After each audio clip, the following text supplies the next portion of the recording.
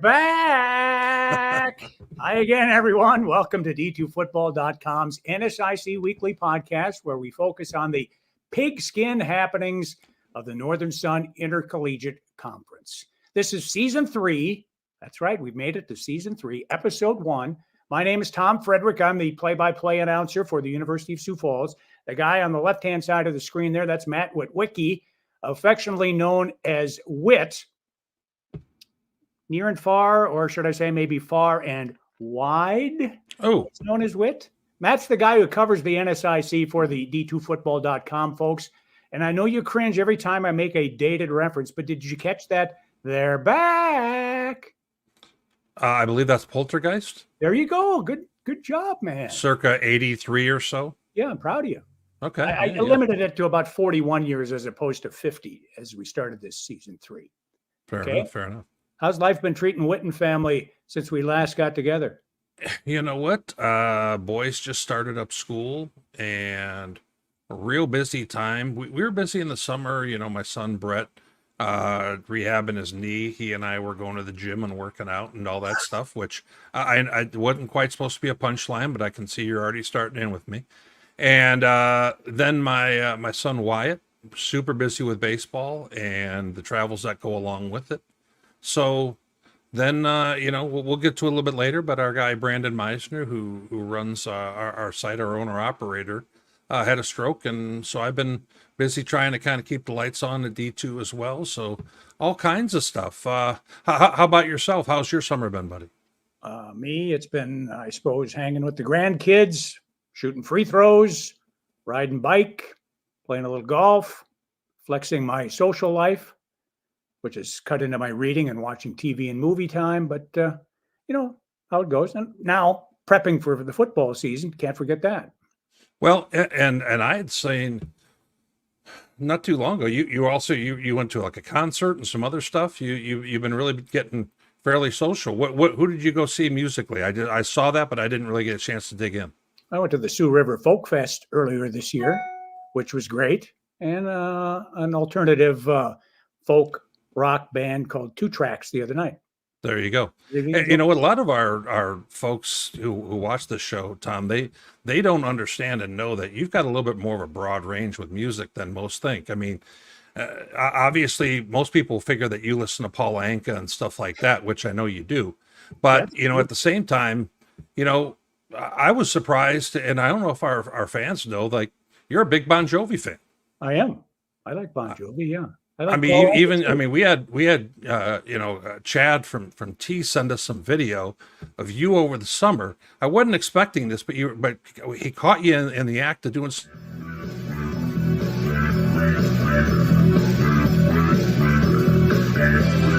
Now, we had not seen you live in action like this. I mean, you got some moves down below, but when the singing starts, Tom, and I realize you ditched the glasses for this portion here when you did this, but when you start singing, that is where it's at.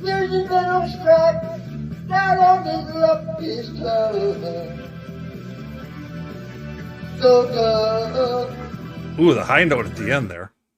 So we had no idea that was involved in your summer. What do you have to say about that? Thanks for blindsiding me. And I will say at church the other day, somebody actually told me I should join the choir because I do have a good singing voice. But those moves right there, though, I mean, more moves than a jar of worms. I had no idea that was coming. But Shades of Elvis, 1956 there, man. Another dated reference for you. Fair enough. All right, without further delay, let's get this party started. All right, my boss man, let's go. So this is a little bit, Tom, from the summer league meeting. Got all the coaches right there. Actually, there was one or two gone. I think Coach OJ, I think, had his was gone on his wedding anniversary with his wife. There was, I think, one or two others, but yet some league officials here. Every time I see Scott Underwood, great to have him back in the league, I tell you. Coach Schmidt kind of got the old school Nikes going in the photo as well. They brought everyone in to the Twin Cities to go ahead and, kind of show them some of the Vikings facilities and so forth. And right there. Great shot of all the coaches. Here's one of them in the dome there. Indoors, everyone's paying close attention. I noticed that your guy Glow there is paying attention to something in the roof. Paying close attention as always. No, we always have to give him a hard time. Then they also had meetings and so forth with the coaches. We got Justin Engles, the head of officials, going ahead and kind of leading a meeting. It looks like, actually, Bergie's talking right there. He looks like he might be leading the meeting right there. And now, where's your guy Glow in this photo? What did he no-show the league officials meeting? All of a sudden, he's my guy? He's your guy there, yes. And apparently they were giving away some small red umbrellas, I can see.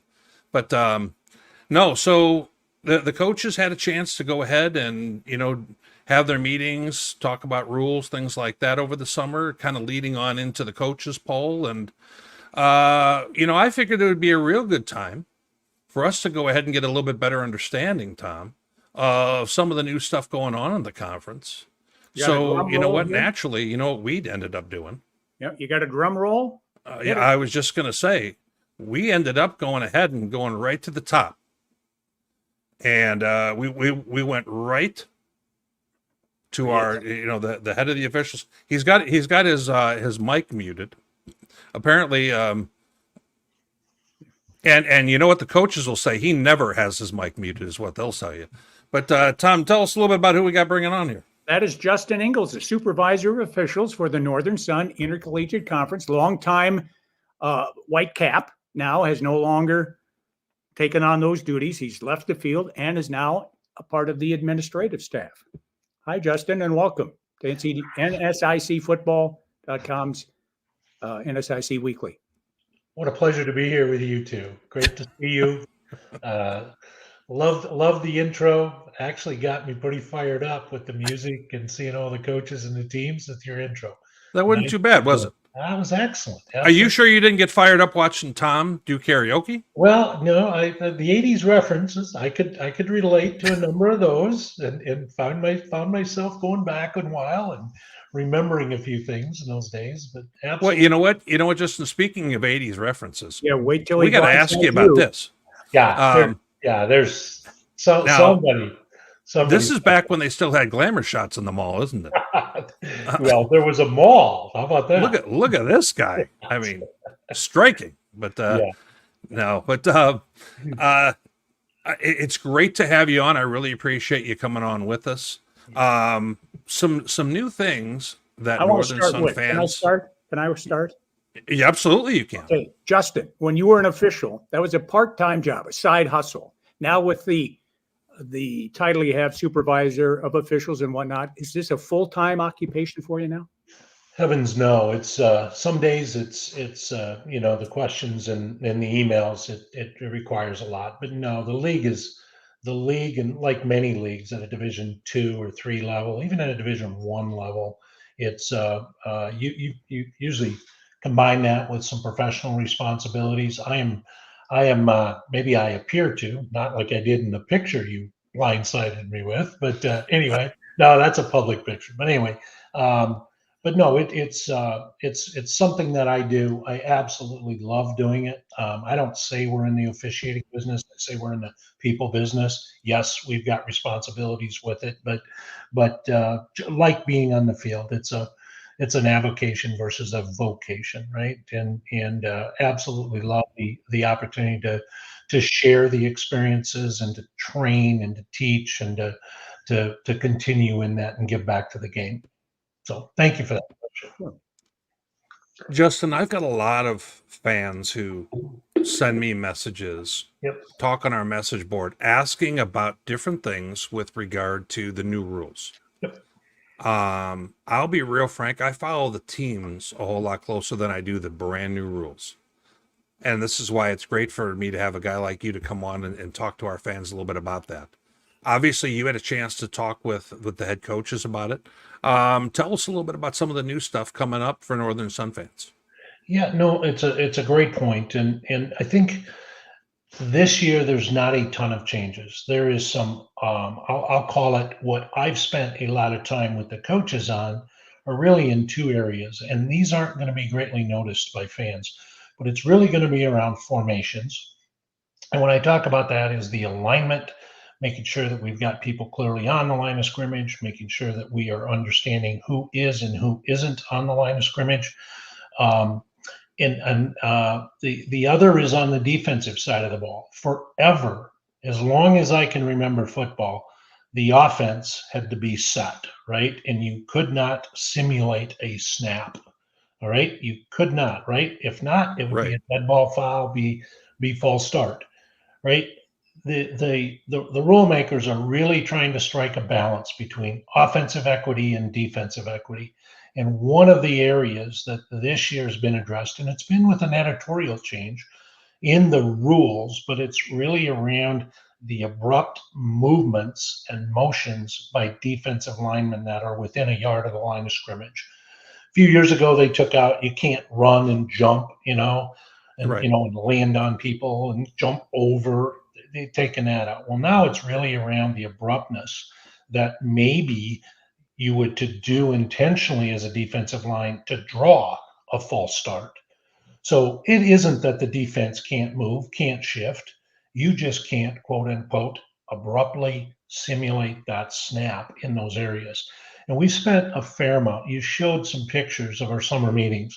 We spent a fair amount of time talking with coaches.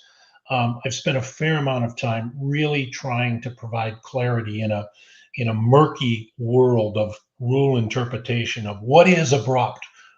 Okay, what Right. is smooth? Help us understand what smooth is. So I've had a number of coaches, and you know what? They're fantastic to work with.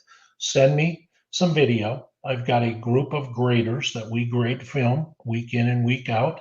We take a look at those and we give them feedback. This is what we're doing in practice. This was film from last year. Is that going to be a foul in this year's game? And for the most part, it's not. Okay, for the most part, it's not. But it is something that the fans probably aren't going to notice it, but it is something that we as officials are trying to find common ground with our coaches, trying to find what is clear on that. So that's a subtle rule change that you won't. Some of the bigger rule changes are going to really be around the evolution in the Northern Sun with what the NCAA and the rules maker nationally have provided is say you can have sideline replay. And the coaches last year unanimously, okay, they've had some experience in playoffs. They've had some experience in some non-conference games with some conferences that piloted this. This Right. is the third year the NCAA is going to allow sideline replay. And the administrators, the first of all, the head coaches jumped on board saying, we want to evolve our game to have that as part of it. The administration in the Northern Sun from the school supported that, brought that on. So you will see a tent, you will see coaches' challenges in certain situations, and you will see an official, the white hat, and one other official go to that tent, look at video that's being streamed. We'll have two views. We'll have an up top view from the 50-yard line or midfield, and we'll have one end zone. We'll have a camera. I'm going to go with two views. Okay. A recommendation from the people that the Sky Coach folks, they say, that's the way you should go anymore. Don't know that we get any better, but it complicates it. So we're going to go with two views. Are we going to see everything perfectly? No, but the quality, I'm telling you, the quality that's fed into that iPad that the official, the white hat, will go under the tent and read. They'll be able to zoom with his fingers, be able to pinch zoom and rotate that. It's different than watching film on a flat screen or with another version of film that we get. So kudos to the coaches, kudos to the administration for bringing that in. And so we've spent a lot of time for the spring trying to bring that in and prepare. When will replay be applicable? Oh, On what type of play? yeah, there's a number of situations, and I can run through this. It isn't every play that is challengeable. A coach has one challenge per game, assuming that he has a timeout. If he wins that challenge or he's successful with that challenge, he gets to keep it and use it again. All right. So there's two times you can challenge it if you got timeouts and if you win your first one. But I'll give you. I did, just so I'm accurate and I'm not misstated here. I'll just pull up. So scoring plays when the goal line's in play.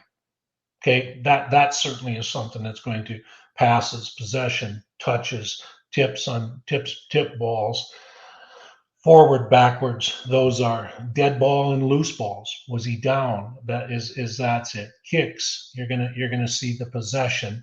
Was it beyond or behind some of the line of scrimmage? Those type of things. Illegal. The forward pass. Is it a forward pass? Is it backwards? So there's a very specific set of plays that can be reviewed.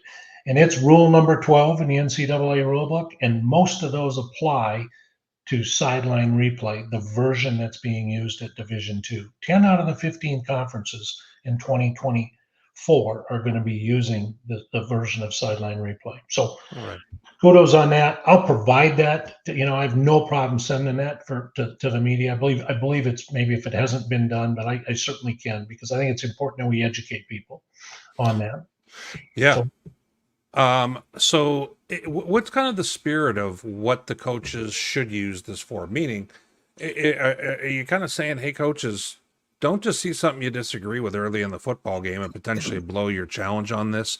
Really save this more for something that could be changing the outcome of a game at the very end on a call where is he in the end zone or not?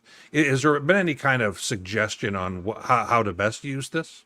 That's a great question. And I've never stood on the sideline. I've been a college football coach, but I would think that you would use it in seeing it nationally at other levels and really kind of where it's unlimited, but where you only have so many challenges, you'd want to make those challenges really count. And I think we're going to get into this where we're going to have good film, but we're not going to have great film and unlimited camera angles where we can look and view and see. We're going to be very limited. And if it isn't completely and indisputable, if we don't have video evidence to make a change, the play will stand as it was called on the field. So coaches will. There's no doubt that that's got to be. That's a great question to ask them, but I would think that's how they would approach this. I've put it on our officiating staff, clearly on their shoulders. We've talked about this since last in the spring games, right? We've had a number of places where we practiced and we had the equipment in place and it was used in the spring. And back in the spring, we've had it in the fall. So, the administration is trying this out. Game management's trying this out.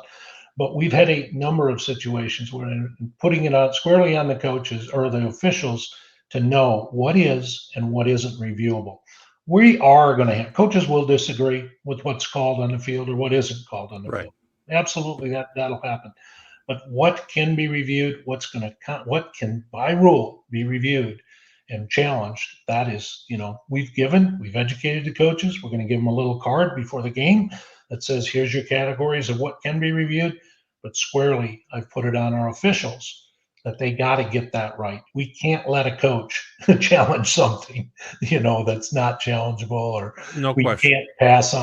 we cannot let them pass or say a situation isn't reviewable when it is. So back to your really good question earlier, Tom, on that, just what are those situations reviewed? So those are the big ones that we'll see. The other one, real quick, 2-minute warning, right? Second and the fourth period, right? And I see the league above us, the NFL, they've used it forever, right? And I think it's a good change. It's from a strategy standpoint, and as quickly as offenses move balls around up and down the field, I think it's a great move. But that is, and there's a number of rules that really sync, the 10-second reductions and helmets on, helmets off, all those with anything that happens under the 2 minutes. So 2-minute warning would be the other that'll be noticeable. Justin, something that I've gotten from fans already is, how about the main, let's say we're going to call it the fixed cam that's up top. Is it the same exact camera that you're seeing on the web stream, or is this a separate camera altogether that's just in a similar spot? Yeah, that's a That's a question that we've really talked about a lot, and there's it's not the same camera we see on the web. Okay. Okay, it's a camera that's fixed. It's usually going to go to what's another version of maybe their huddle or their all 22 that they see. I'll call it the coaches. Yep. What's in replay, just so you know, what's in replay, what replay is going to have, and what the coaches using their tablets to teach with, which is allowed by rule this year, separate from officials, but coaches will have, and the Northern Suns approved 6 tablets, coaching tablets on the sideline that the coaches will use strictly for coaching purposes. It's got nothing to do with the officials or officiating or the rules of the game. It's just allowed. Division One, the Power 5 conferences, they have as many as 18 that have been approved. Northern Sun has went with 6, and that seems across the country what the Division 2 schools are using, but they will have that access, and that access will be the same in that system as it will in the replay system. Was it a big capital outlay for each school to get this implemented, the replay system? Well, I think the key word there is big. Yeah, and budgets with this, yeah, it was, and it wasn't that it was high dollars, but when you talk about you're taking a few $1,000s out of a budget for that's that's used for student athletes or used for something else. Yeah, there's an impact, but the schools did a fantastic job of providing those resources, and they really, I would say, acknowledge the value in advancing and evolving the game with replay, and also those coaching moments and those coaching situations with using those tablets on the sideline. So it wasn't, I don't know the exact dollars what it was, but Yeah. it was the same for all the conferences, Right. and there's equity across the conferences. So the last thing is the amount of work and effort that our game administration has done. We had a call as a league with it used to be, well, okay, play clock operators, chain gangs, ball people. When do we play the national anthem? Now you add replay into this, and you got a tent, and what happens if it goes down? And it's kind of football at that point. But the Northern Sun has done it in other sports, done it in basketball. And I was part of maybe not the reason, but I was involved in maybe the situation that brought timing replay into with a call when I was officiating basketball. Story for another time. But anyway, but the administration, the game administration, each of the schools, they have stepped up. They've asked great questions. They've sought out clarity of how to do this and what happens when it goes down. And so we've tried to be as prepared as we can for August 29th. Absolutely. Another question I have for you. I've been asked this a lot. Yeah. Broadcast both football and basketball. What do you like better? You've officiated football and basketball. Which did you prefer? And secondly, how much do you miss no longer officiating? I'll answer the first question first. I miss it a ton. I just miss it a ton, but I have the privilege to still be involved, right? So I get the social aspect of it, but whether you throw the ball up or blow the whistle to start it, football was clearly where my passion was. That's probably not a surprise to a lot of people, because the basketball game, sometimes it looked like a football game when I was on the floor. So you can say that I said it. So, but anyway, the point really being there is, and the reason was certainly the camaraderie. You have it in basketball, but working as a crew. I started with 6. High school, we have 5 officials. We have 7. We're trying to, there's conferences, Division 2 and Division 1 certainly is 8 at the NCAA level, trying to aspire there. But there's the camaraderie and the crew aspect that's incredibly desirable to be part of. Sure. Yeah. Well, Justin, we're not going to let you go quite yet. We did have a chance to kind of kick in the Wayback Machine, and we found an action photo with you having the stripes on, from the Vault 2008 Dakota Dome, Easy Ed Marquardt from USD. It looks like you need to help me out here, Justin. It looks like there's a misunderstanding. Yeah, I got my trusted sidekick right next to me there, Jim Oh, Johnston. Captain. That's Jocko. That's It's Jocko right Rocco, there. it is. That is Yeah, it is. Jocko. Yep. And Easy Ed, Ed was actually a coach of mine at Southwest State Oh, University wow. when I played there. He was a position coach there, and known Ed and his wife for a long, long time, and yeah, there's a little bit of disagreement. I don't seem to care a lot by the look on my face, but he seems to care a little bit. I'm sure he's telling me his quarterback got hit. That's what I'm sure he's telling me. You know what? Let me ask you. I've been wondering this. Give us, if you would, what are maybe let's say your top three games that you most remember Yeah. as an official, a football official. And I don't mean for the wrong things or any of that No, kind no, of no, stuff. no. Just memories when you think of officiating, something that kind of triggers that. Well, I'm gonna start with the last game that I worked, a regular season game that I worked on the field, and it was at Winona State versus versus Mankato State, and it comes down to the last night, and it ends up to be a 1 point game, and I think we were, I think it ended up 17-18 or 18-19, something like that, and it just an incredibly competitive game throughout, and two fantastic programs and great coaches, and happened to be Coach Sawyer's last game as well. Oh, sure. And had the privilege of being there with that. Had a great privilege of working a national championship Division II football game in Florence, Alabama, and it wasn't just about the game; it was the whole process. Being selected for the playoffs, being recommended after you go through one round, man, do you get a round two? Yep, we got another game, and quarterfinal game, and then we ended up getting chosen to work the finals, and that was quite an experience. The whole, wasn't just the game, but that one you don't ever forget. And a number of them go back to when I first started, and you'd make those mistakes, and you were officiating with the likes. I heard Colin Capitan's name and Jim Johnston and Pete Hansen, and those names where you get to spend time with those guys, and and it wasn't just the 60 minutes of a football game, but there were many of those.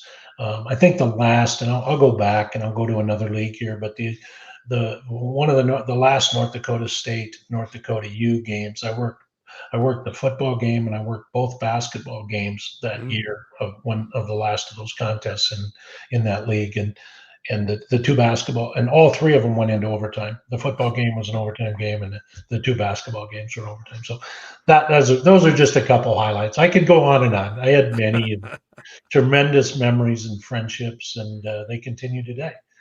Well, So I can still remember back when our guy Brandon Meisner mhm. sent me a text message saying, "Yeah, I'm going to the Northwest Missouri State game against Harding, and you're going to end up watching a team running the option or whatever it was." And I remember I think he was saying, "Yeah, we're going to have Engles as the official." I said, "You guys are in real good hands." And um, Yep. but Yeah. yeah.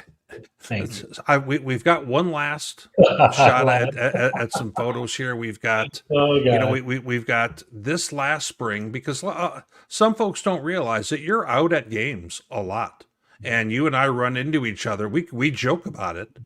because if it's a high profile game, there's a real good chance you and I may end up sharing a sideline, and so we've got you here for in the spring for Sioux Falls and Morehead Yep. doing a spring Yep. game. Yep. I noticed you've got your red underneath your shirt just to kind of try and hide your dragon, allegiance there. Yeah. Then I have Yeah. you top right corner. I've got you with the commissioner of the Northern Sun, Aaron Lynn. That's from a 2022 Bemidji State at Augustana playoff game. And now, when you see me on the sidelines, the bottom image is normally the look I get. Yeah, I don't know what happened in that It's one. But, it's one of those, oh, him again. But yeah, wow. no, but I really wanted to thank you for coming on with us. Some of the folks don't understand the amount of time and effort and passion and commitment you have. to doing this, and our league is in fantastic hands. The moment I saw that this was happening years ago, I thought that's the right guy for this. So I really wanted to thank you for coming on with us. Well, I appreciate that. Your questions, both of you, fantastic, and love to see you on those Saturdays that we talk about. And going into this is want to make the Northern Sun absolutely something that is desired, that attracts people. We're the amount of effort and work that our crews put in preparation. I will say the support that we get out of the league office is tremendous. And one of the things, and this was even, please don't hear any arrogance in my posture when I say this, but one of the things that was brought to my attention when I happened to run into Mr. Baker, President Baker was in Sioux Falls for a listening session. And he caught me and he said, hey, and I introduced myself. He had no idea who I was. But he caught me and he said, "Hey, I understand you're doing something on Monday nights with officials and coaches on the same call." And I said, "We are. And it was really the coaches that bubbled up this idea and this concept of showing up at the call at the same time. And do we agree on everything? Heavens, no. That's not the point of this. But the point is that we can provide some clarity. We look at some film. We share a few stats.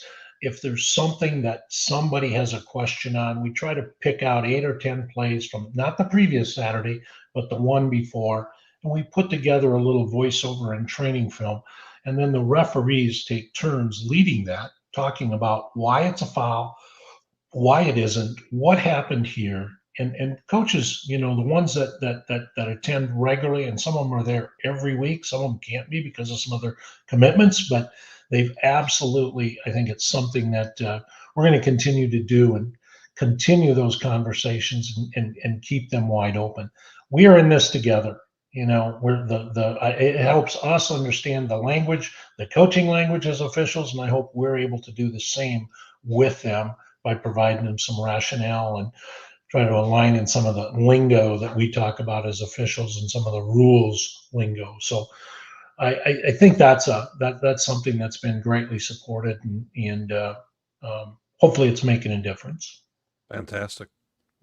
Well, Justin, I can tell you that Tim Hyatt, who does games with me, Yeah. we always were happy to see your officiating crew because we knew it was going to be a relatively quick game because there were a number of flags that weren't thrown in your game that other officials would toss. So, well, that's one of the things we teach, and it isn't to avoid those fouls. It's to get the ones that matter. And I'll leave this comment here. And I think in football, because possession means so much to a football team, and a coach's lingo here, when you find yourself playing behind sticks and stakes, right? Anytime it's first and long or second and long, anytime. I mean, it's a different approach to the game, and the defense is got the advantage there. So what we try to teach and what we try to coach and what we grade on as our officials are graded, and the accountability is we continue to raise the bar of accountability, is make it be there. The infraction has to impact our game. Now, anything that's unsporting, anything that's directed, those are just sometimes emotions, sometimes it just gets the best of us. But the make it be there is something you'll hear from us, and I hope we continue to do that, and happy to share. Thank you very much. Yep. Appreciate you guys. Well, Tom, Justin, a great interview for us. Fantastic guy. Going to get a chance to see him on the sidelines before we know it. Let's go ahead and kind of pop on into some of the results the coaches gave us after that meeting that we talked about earlier. Yeah. We're going to go ahead and move into the coaches poll. What do you got for us, buddy? First week of August that came out. Minnesota Duluth was the favorite to win the NSIC in 2024. They got 8 of the 13 first mentions. Augie, the defending champion, runner-up in the preseason poll with 3 first-place ballots. Minnesota State Mankato, 3rd, according to the coaches, with a first-place vote. Wayne State, 4th, despite getting no first-place ballots. Bemidji in 5th. They got a first place mention. Then it's Morehead in 6th, Winona State 7, Sioux Falls 8, Northern State 9, Concordia St. Paul, Southwest, Minot, and Mary completing the 13-team NSIC preseason coaches poll. Did you have any knee-jerk reactions to seeing the poll when it came out, buddy? I always do in some way, shape, or form. What was your immediate reaction? I think they probably got it right. You had me do the same thing. Who was going to win the league? And I've got Duluth at the top of the heap. Boy, one thing that jumped out to me is I think Bemidji, little bit of disrespect here. Brandon, team has won the most playoff games in the last few years of Northern Sun, and we're getting at the 5 spot. But you know what? Not to get ahead of ourselves, we're going to go ahead and get a chance to see what Witt's standings are going to look like preseason, and Tom's as well, as we move on to the show. At the same time, in the same release, they named the preseason offensive player and the preseason defensive player of the year in the Northern Sun. Jack Strand, the obvious pick, to me, the quarterback for MSU Morehead. He's head and shoulders above everyone else based on last year's performance.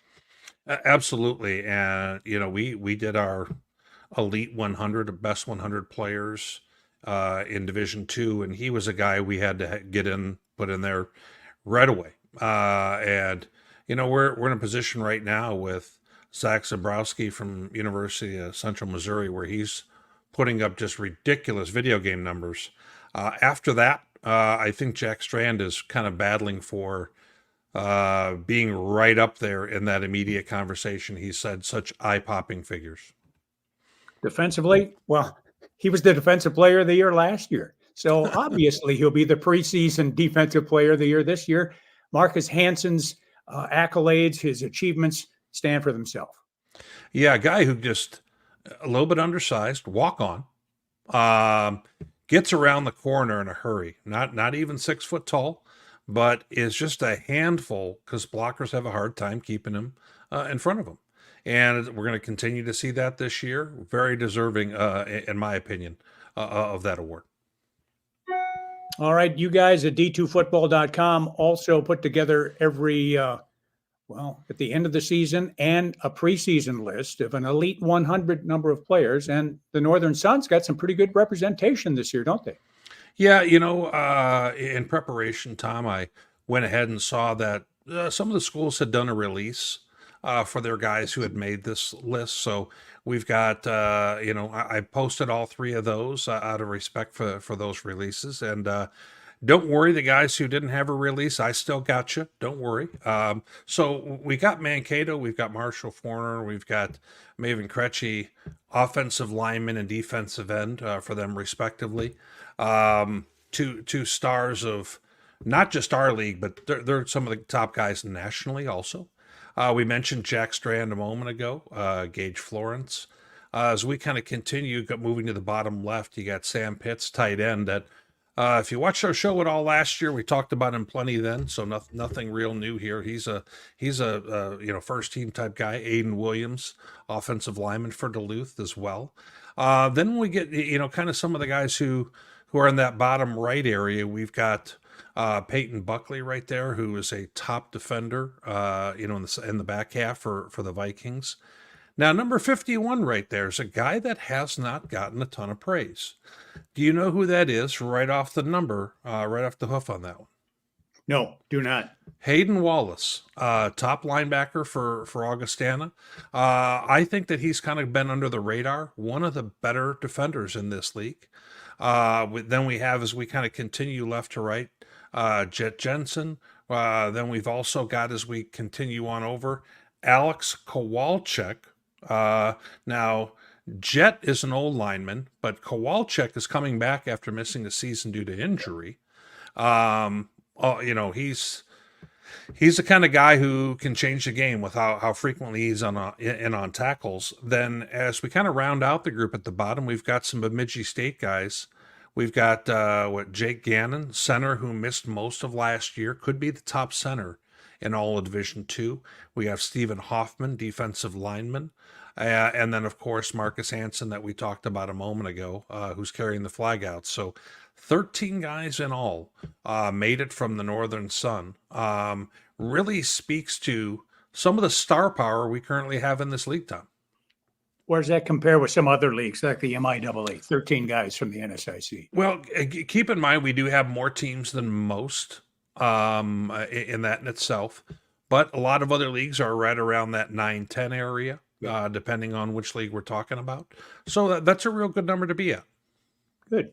All righty. We're happy to have Boss's Pizza and Chicken back here in 2024 as the exclusive sponsor of NSIC Weekly's podcast. Mr. Pizza Challenge loser. See how I got that dig in there? What's Boss's Pizza and Chicken got cooking for us here this fall? Just kept that one, it was that karaoke bit at the beginning. I think I owe you, man. I understand. I see what's happening here. By the way, I have not had dinner yet, so all of a sudden, this is hitting me a little different. So you'll notice up at the very top here, Tom, new opportunities for potential franchisees in Omaha, 2 locations, Springfield, Missouri, and Mankato, Minnesota.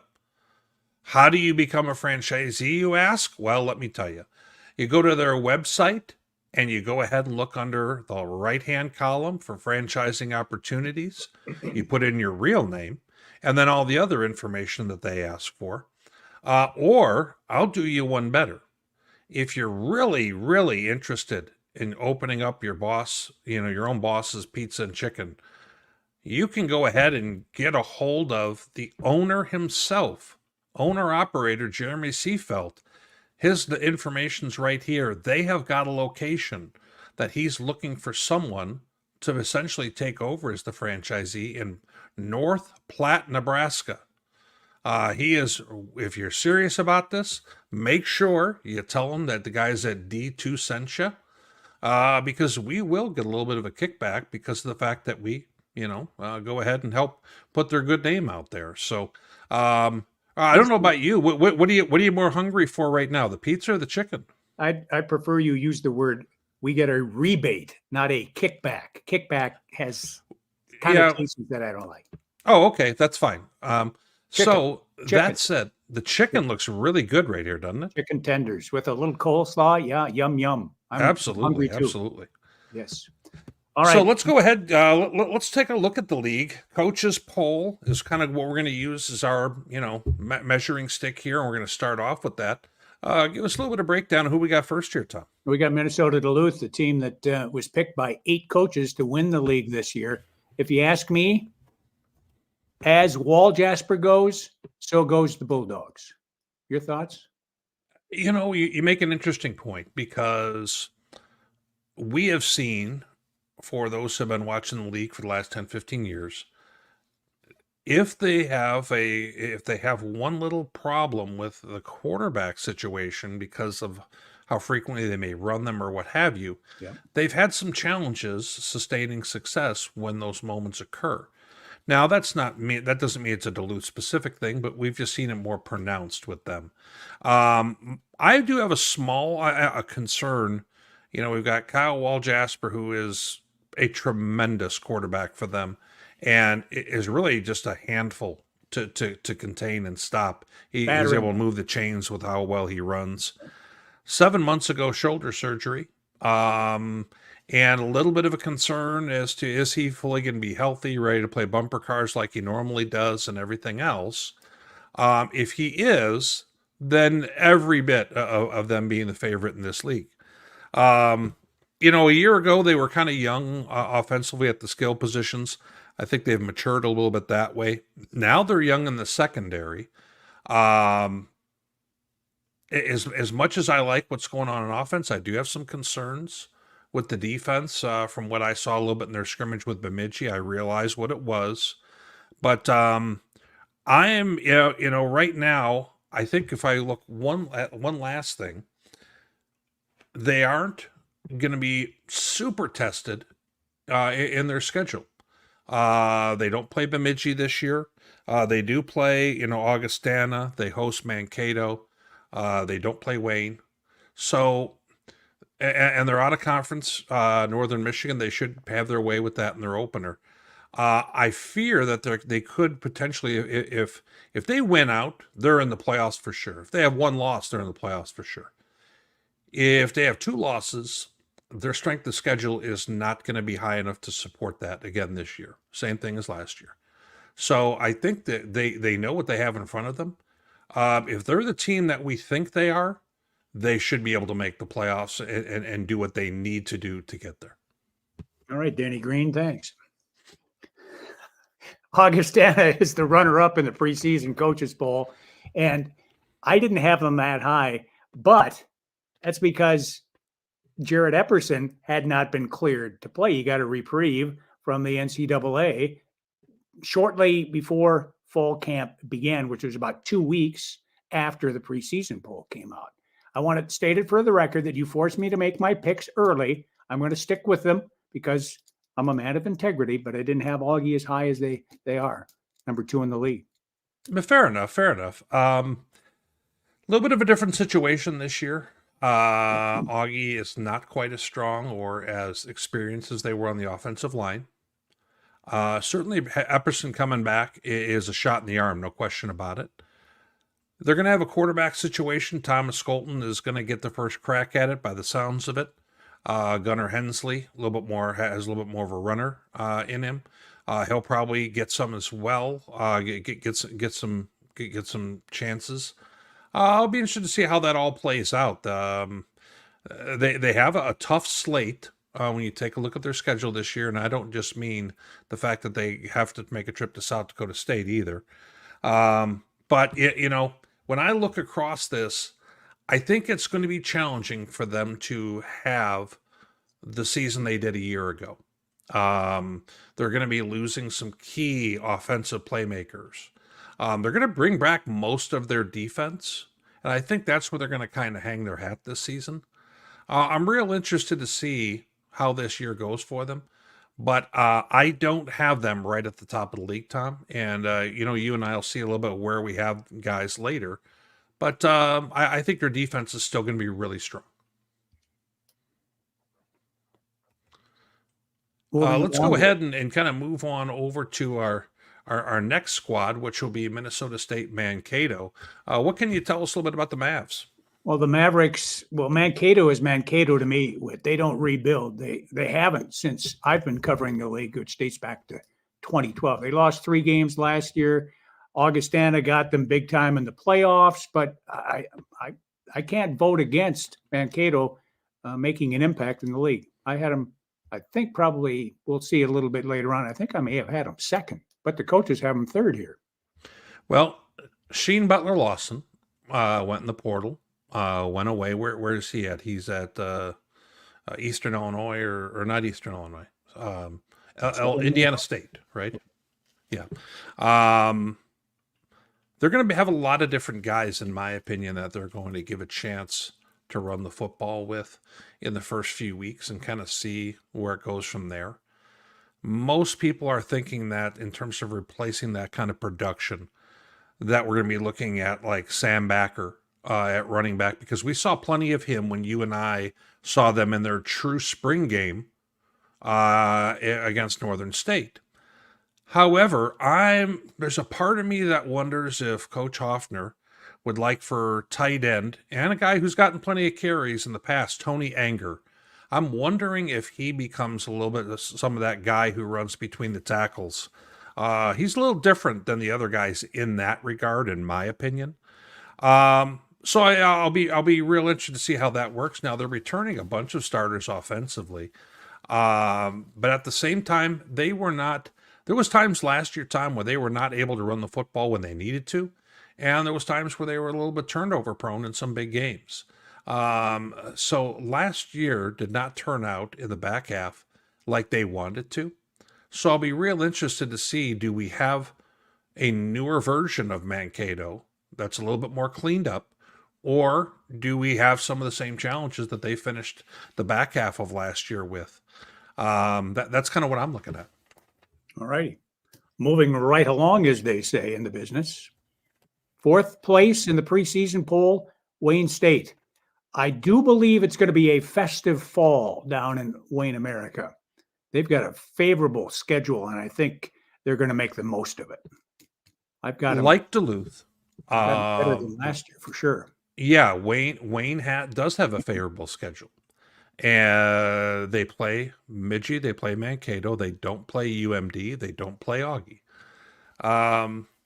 We've got an experienced quarterback, Nick Bowen.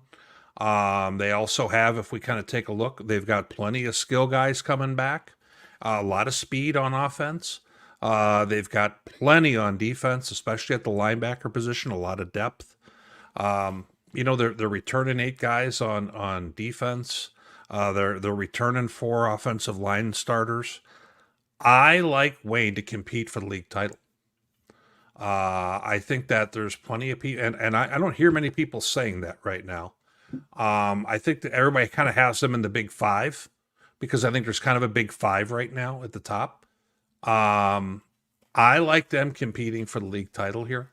And we're going to know real soon because in week 2, if I'm not mistaken, they've got Mankato. So I think that's going to be a very telling contest. The Big 5 is completed with Bemidji. And I had to do a double take with maybe even a triple take to make sure that Brandon no longer had any eligibility. Beaver's going to be solid again, even with a new signal caller that's expected to be Sam McGath at the controls. So Bemidji, top 5 for sure. You're a little higher on them than I am. I know that. I'm going to be real honest. That's the team I have Wayne State competing for the league title against. When they play in week 9, I think that in my brain, that could be a game that's for a league championship type of game. I could be wildly wrong at that point, and I'm sure I will get all of the naysayers and vitriol on Twitter in the comments, and I can deal with that. But I'm going on out here. I think that they're being a little bit under-respected here. They're going to be bringing back what I think will probably be the most experienced and best offensive line in the conference. I think you're going to see them look to play a little bit more ground and pound. I think their quarterback's going to be ready to run as well. I think that you're going to see them look to be a little bit more of that team. A lot of great things came with Alt being able to go ahead and be able to hit the big plays down the field. I think that in a perfect world, the Beavers would really like to be able to go ahead and play strong defense, which we've seen from them, and be able to control the football game on the ground. So that's a little bit of what I'm seeing from them. And I think that they're getting a little bit of disrespect here. I'm going to have them competing for the league title, my friend. Well, that's what they play the games for, Witt. We'll find out soon enough. Completing the top half of the upper division, if you will, of the Northern Sun, the MSU Morehead Dragons. I'm a big Strand fan. You know that. He lit USF up last fall in a 53-40 win. He looked poised, polished, and professional in the spring scrimmage that the two teams had in April. I've got Morehead having a very successful season. I think maybe even as many as 8 wins. I think this is where this is kind of moving to some uncharted territory. The fact that we're talking about them potentially trading punches with those top 5 teams. Not something we've done a lot in the past. We've kind of hinted at it like, hey, maybe that could happen. I think it's realistic this year.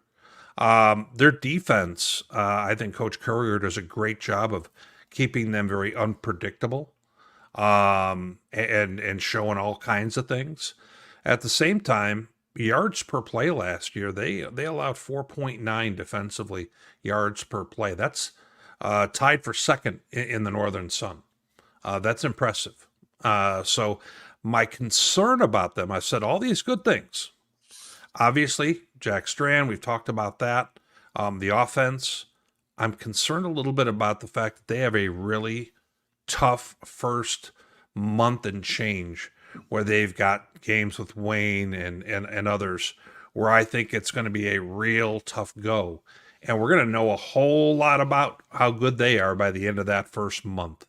So let's go ahead and see. But this kind of excitement for the Dragons is great to see. I've mentioned for a long time that I think Coach Lockway does more with that program.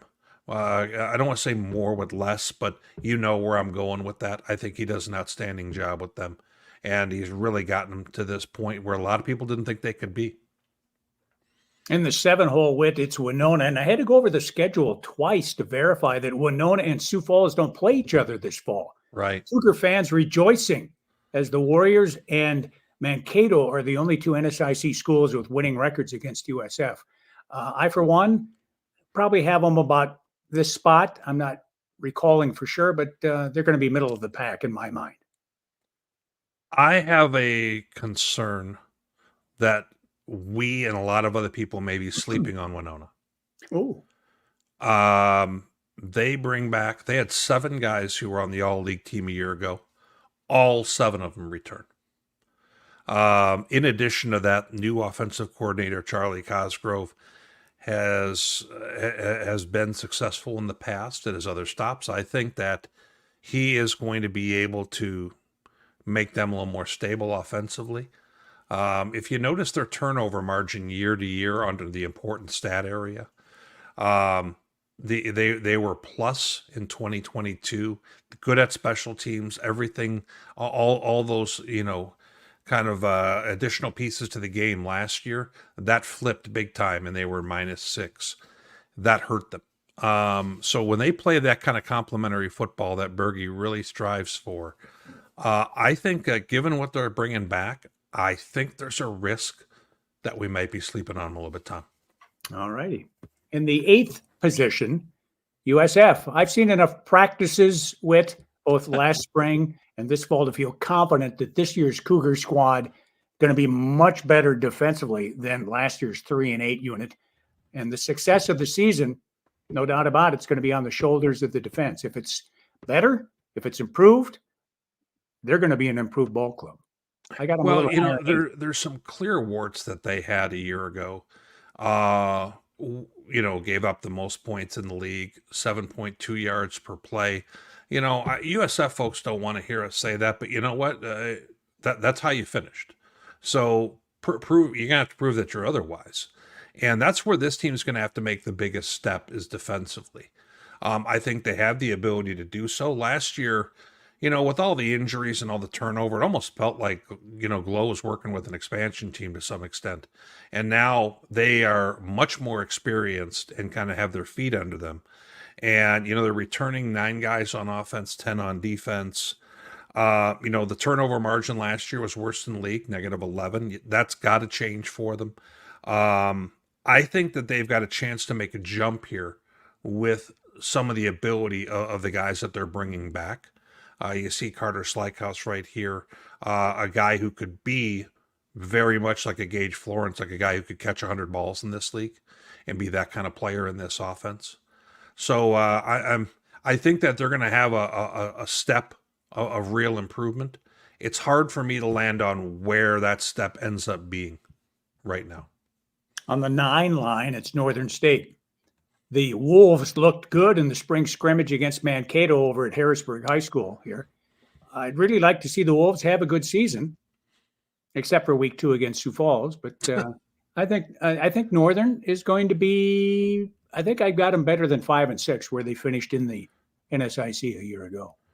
Something that we didn't mention with Sioux Falls is that Sioux Falls and Northern State have 2 of the toughest schedules in this league. They both play the Big 5. And not to mention, they also have an FCS game to boot. So talk about a tough go for both. And, I know fan bases don't necessarily take that kind of thing into consideration at either place, but I'm just being really candid here about strength of schedule. Now, they lose 2 superstar receivers with Ingram and Larson gone. And, 17 touchdowns. You see the production just last year alone. They're going to have to figure some things out offensively. Now, if we take a look, there's going to be a quarterback battle. Daniel Britt from FCS, Northern Arizona, comes on over. A little bit more of a runner, that kind of guy. And like kind of John Matoka size, from Mines. And at the same time, Colton Hackle is going to return from injury. He's the guy who came in from UND. Now he's a little bit more of a burly guy who can go ahead and run goal line as well as being a passer. And then they still have Anthony Vespo, who we saw in the spring. So I'm interested to see kind of how that all plays on out. My thought was maybe you're going to see a combination of Britt and Hackle right off the bat.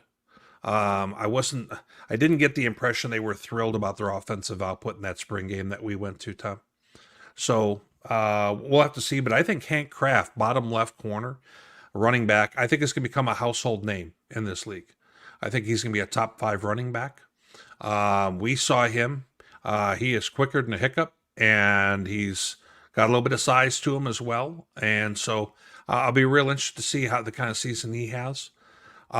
Defensively, they looked pretty good in that spring game we had when Mankato was playing their ones a whole lot. So I'll be interested to see how their defense turns out. I want to see if their offense is going to have enough firepower to kind of get them over the hump in regards to the win count. Coaches have Concordia St. Paul in the 10th position. Outside of 2021, when the Golden Bears drilled Sioux Falls in the season opener, I've really not seen much from them in the 12 years I've been covering the league. They need to prove something to me before I buy into them. And I think 10's about where they should finish and will finish.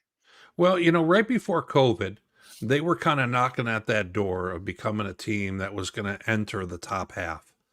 And then after COVID, it seemed like they were one of those squads who really lost momentum. And they've been trying to kind of put it back together because since COVID, 1-10, 1-10, 3-8.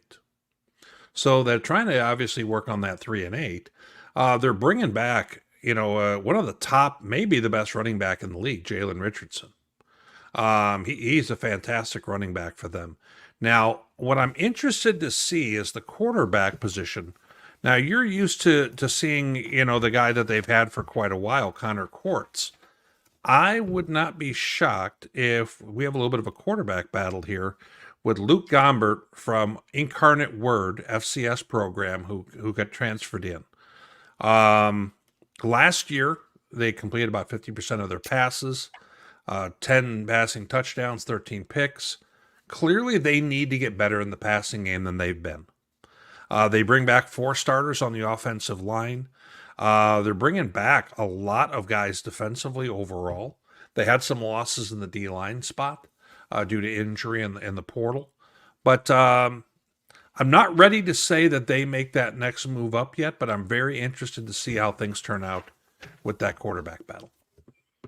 Next on the totem pole is Southwest Minnesota State. Mustangs traditionally have struggled, and I expect more of the same this year. But I'm a fan of Coach Underwood, and boy, did they punish the Cougars of Sioux Falls in the final game of the year last year. Maybe they can build on that. I sure hope so.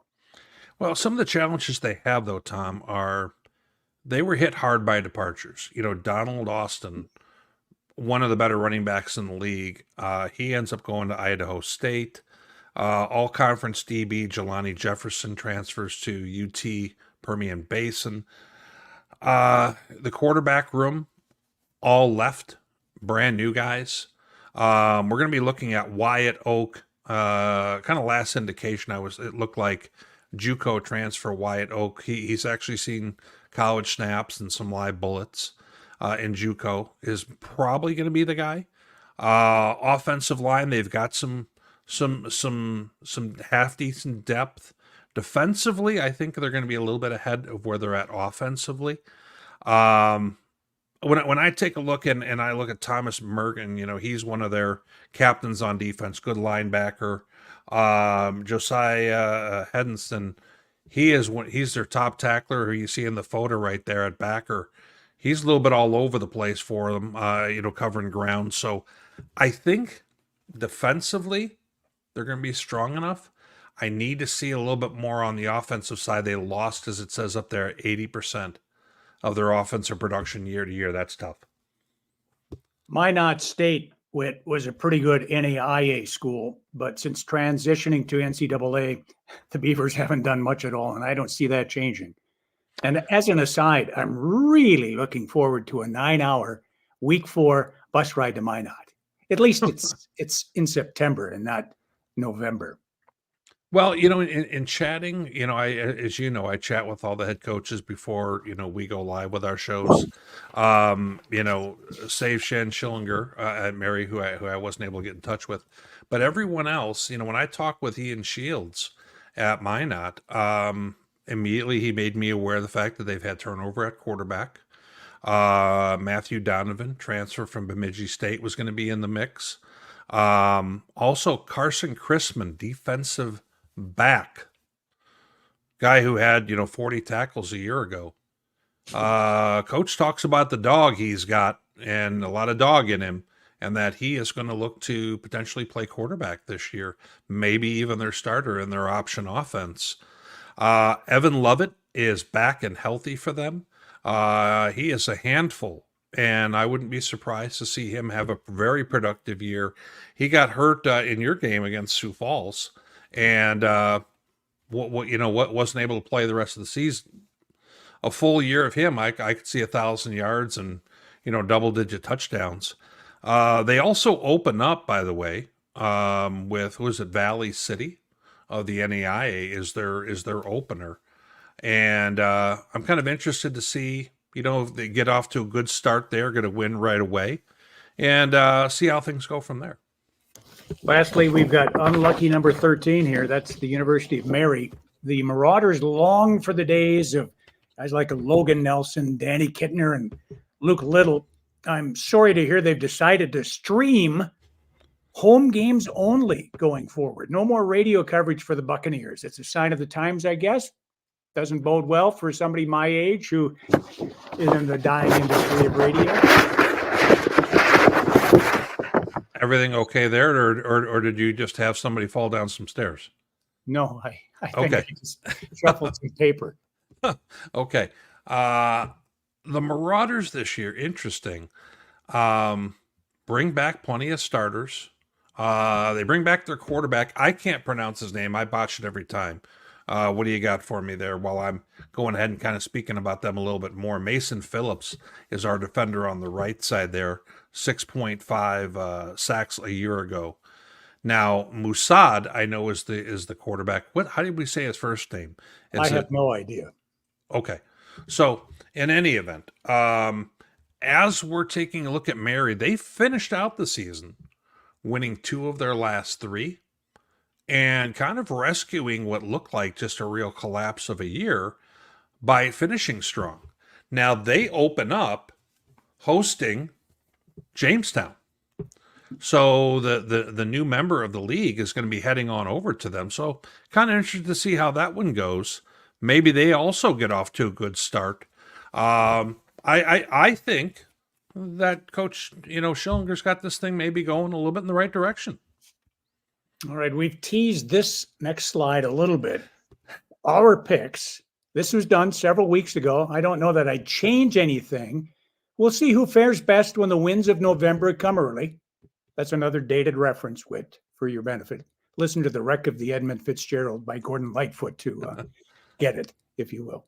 But we differ quite a bit there from the coaches and between you and me. Well, some of the biggest differences here. Obviously, you've thrown a dart at Augie and decided that you're gonna try and put them in the middle of the pack there. Behind the I told Cougars. you that was before Epperson was granted clearance. You had a chance to change the slide, decided not to. And so then as we take a look at everything else here, I think the biggest things are that I'm a little bit different of how I've got the top of the league. But 1 through 4, right off the bat, if I'm going to be real frank here, I wouldn't be surprised if that goes any different direction. And I think the margin is super slight. I've got Augie a half step behind that group right now, just because I think that they graduated so much production that they from a year previous. But I think their defense is going to keep them in that spot where they're at in a good way. Morehead, I think, is knocking at that door and could be as good as Augustana, just getting there a much different way. Then we've got Sioux Falls and we've got Winona. And we've got Northern, I think, are all kind of in that same general spot. I once again, I think Sioux Falls probably has the highest ceiling of those teams, but I think we also could be sleeping on the Warriors, as I mentioned. Then at the back of the league, I've got Mary a little bit better, whereas you've got Southwest maybe a little bit higher. I've got Minot and Mary both winless. They don't play each other this year, so no consolation prize there. Let's go to the D2 top 25. Did you pick Harding number one or opt for somebody else? You know what? I think it's impossible at this point, all things considered, with Harding, how they played last year and everything they brought back, not to call them number one. So yes, I did have them as my number one, but I think that top five is rock solid this year. And they're all in the same super region, my friend. So all in super region 3. So that's going to be cool. I mean, if it was a gauntlet before, it's much more so now. But notice we do have 4 teams from the Northern Sun in our D2 football top 25 poll. As you take a look, we've got Minnesota State at 11. We've also got, as we kind of move through, 20, 21, and 25, Bemidji, Augustana, and Duluth. And it speaks to how close all of them are, because depending on what poll you look at, you may see Duluth higher, you may see Mankato lower, and so forth. All right. Week 0 games. That's right. Week 0. That's the week before the traditional start of the regular season. It all commences on Thursday night. And here's the schedule. And we've got our picks. We're all lined up. Picks for the openers. Minnesota Duluth is at Northern Michigan. According to the folks at Massey, Bulldogs are favored by 28. I see them easily winning, but 28's a lot to cover, wouldn't you say? You know what? We talked a little bit earlier about Wall Jasper, and if he's fully ready to go, he may already be totally ready to go right now. And if he is, I like Duluth winning this game and covering that number. Yep. All right. Second one on the list, the game I'll be doing Thursday. USF at St. Thomas in the Twin Cities. The Tommies have won 31 straight at home. They're favored by 7 over the Cougars. It'll be a big task, but what type of broadcaster would I be if I didn't go with the team I cover, right? USF's my pick. Fair enough. St. Thomas, for those who don't know, huge offensive line. Tom, what were you seeing on the 2B? They were averaging somewhere in the 6'5", 6'6", 310 range. 6'7", 310 plus pounds, yeah. They're big, but I don't think they move very well. I think this is the real challenge for Sioux Falls, is they were not good at stopping the run a year ago.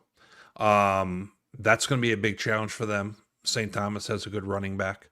I think if Sioux Falls can find a way to slow that down, they get a chance to win this football game. Right now, though, I'm going to go with St. Thomas at home. I think Sioux Falls needs to prove at this point that they can win a game of this caliber. Not that they can't, but they still need to prove one first. Next on the list is one we're going to delay a little bit. That'll be our featured attraction, Minnesota State at Northwest Missouri State. So we move right along to one you referenced a bit ago. Minot State is hosting Valley City. That's an NAIA school, the Vikings. Beavers are favored by 18. I think it might be Minot's only win of the year over Valley City State. Now, I'm going right off the cuff here, but if I'm not mistaken, I want to say that Todd Hoffner is a Valley City State graduate. And so I don't like the Vikings to win that one. I like Minot to assert themselves. As long as they got that quarterback position feeling okay, I like them to win this one. And they're an 18-point favorite. Not sure if I like them that much, but I like them to win. Wayne State is hosting Missouri S&T, Science and Technology. The Wildcats, in my estimation, are going to have a big year. I expect them to cover what is another 18-point spread. Yeah, last year, Wayne was up a bunch at S&T. Yep. They tried to just get the game over with because there's a storm coming and all this stuff, and all of a sudden got themselves in a bit of a schmoz where they had to figure out a way to finish. And they won 38-35 or something like that in a game where I thought that they should have ran away. I think this time they do, and I think they cover. I have them winning by 3 scores. Bemidji State is hosting Michigan Tech. The Beavers are 14-point picks at home. And since I know nothing about Michigan Tech, I'm going to go with the Massey people.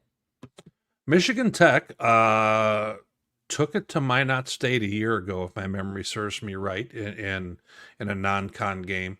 Michigan Tech has a star receiver, Ethan Champley, nice player. I would imagine he'll be much of a focus of the Beavers defense. I still like the Beavers being the better team here. They're breaking in a new quarterback. I don't know if they, win by a few scores, but I like them to win. Northern State on Thursday nights at the Dakota Dome in Vermilion at USD. The Coyotes are favored by 36 points. That's 6 touchdowns if you don't get extra points. They're going to win, but I don't think they're going to cover 36 points. Come on now.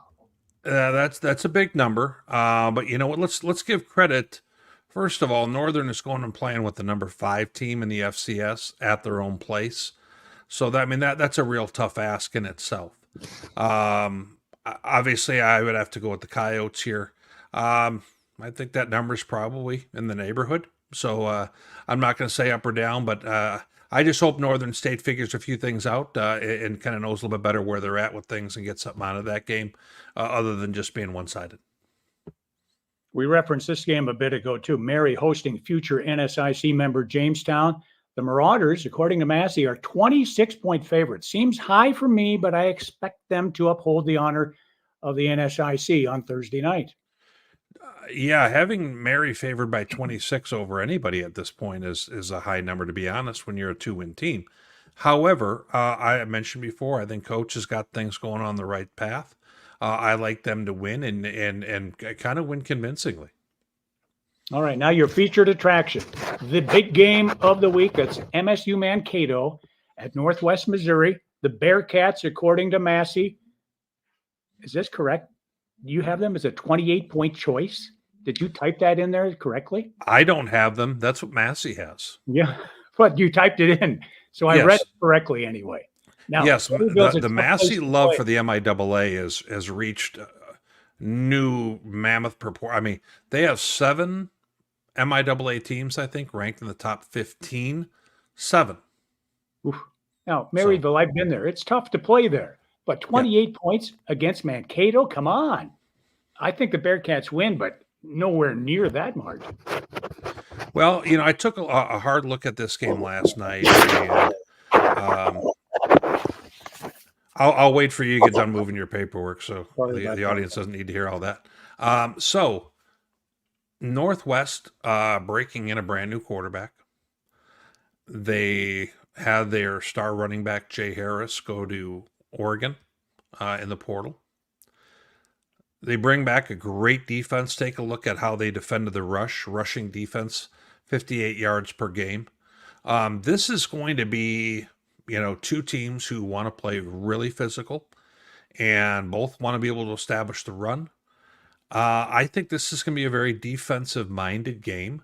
I don't think either offense is wow, but I said it last night with my buddy John Dykes for the MIAA. I probably like the Northwest defense better than anything here, but I also dislike their offense the most. And Mankato's somewhere in the middle of all that. So I actually have the more experienced Mankato team. I think they're much more experienced at the skill positions, quarterback as well. I have them winning, and I'm going to go Mankato 24-20 in this one on the road. All right, you're going to be there in person watching that one up close. I will. And at that game, they'll be honoring Brandon Meisner, the grand poobah of D2Football.com. A helmet decal will be used this season for Northwest Missouri State. Meisner suffered a hemorrhagic stroke back in May. He's been hospitalized in the Kansas City area since early May. A GoFundMe campaign's been launched to assist him. All donations are humbly appreciated. We offer him our thoughts and prayers during this arduous recovery period for Brandon. And with him sidelined, that means our man Witt here has a full plate. In fact, it's overwhelming. In addition to the Sunday night show, our little podcast here covering the NSIC, Witt has also taken on podcasts highlighting the MIAA, the GLIAC, and the Rocky Mountain Athletic Conference. I don't know how you do it, man, but you're the most knowledgeable person when it comes to D2football.com in the world, if you ask me. Well, I tell you, my guy Chuck is a wealth of knowledge. He just dropped a pod, Tom, where he goes over all 15 conferences, and I can't say enough about him. And he and I are kind of trying to keep the lights on here at D2 while Brandon's situation is kind of unfolding here. Two things I want to mention. Chuck will be coming to the game as well, so Chuck will be flying in. Chuck and I will be at this Northwest Mankato game on Thursday. Then we will be visiting Brandon on Friday. On Saturday, we're going to go ahead and make a trip on down to see Ferris State play at the Jungle, Pitt State, in a matchup of two top 5 teams. So it's going to be a big D2 football weekend for us. It's going to feel like 2 big playoff contests, if I'm going to be real frank. One thing I do want to mention was we have the GoFundMe page at the very bottom that's being mentioned. And we're at about $22,000 raised for Brandon. We want to get to at least that $25,000 milestone and target. We haven't hit it yet. Folks, we're looking to support him as much as we can and try and get him literally back on his feet. Right now, he does not have movement in the left side of his body, on his arm or his leg. And it's a real challenge in trying to get as much rehab to him as possible. So that's our guy, and we're going to keep on fighting for him. Another health-related story from earlier this month. Longtime voice of Augustana athletics, Jeff Filling, is stepping aside on an interim basis, initially at least, to battle a severe health issue. Now, I've known Jeff since 1978. I used to be the board operator for Augie games on KSOO when he was helping Danny Olson back in the day. When Danny was let go in 1983, Augie switched stations. Jeff assumed the mantle. It's a post he's held for 41 years. He's done 430 consecutive Augustana football games. That puts my number of paltry 302 consecutive games to shame. Jeff and I always had a good time when our paths crossed. We exchanged barbs, digging at one another like you and I do, Witt, off air. We discussed sports, old TV. He's partial to Andy Griffith like me. And we were in the same fantasy baseball league for more than 30 years. Till COVID put an end to things. Jeff's a young 68. He's going to battle this challenge to the finish, no doubt about it. We hope to see him back in the saddle and on the air next season. Jeff Filling, get well soon. You know what? He's a friend of the show, Tom. He's been on here with us. Fantastic, quick wit, funny guy. Great to have on as a guest. Always colorful and entertaining for Vikings fans in the booth as well. You know, I spoke to him today, and he's taken this health challenge kind of head on. And he said been on the mic 41 years, and you know what? Get well, brother, and well wishes to you. And let's hope maybe he finds a way back with us as well, my friend. Well, if we haven't bored everybody to death now, you got one more screen there. Go ahead and talk about those two guys before we wrap things up. Yeah. So, you know what, on Augie, we were just talking about Augustana a moment ago. We also have Casey Bauman here and Blake Larson, both who are trying to make their NFL dream come true. Right now, the latest I heard, Bauman got let go about a week ago, made it all the way that far with the Chargers. Heard that he was working out with Seattle, maybe Coach Grubb there, former USF, offensive coordinator. And then we also have, Blake Larson on the right side here. I did see his name come up in that final cut.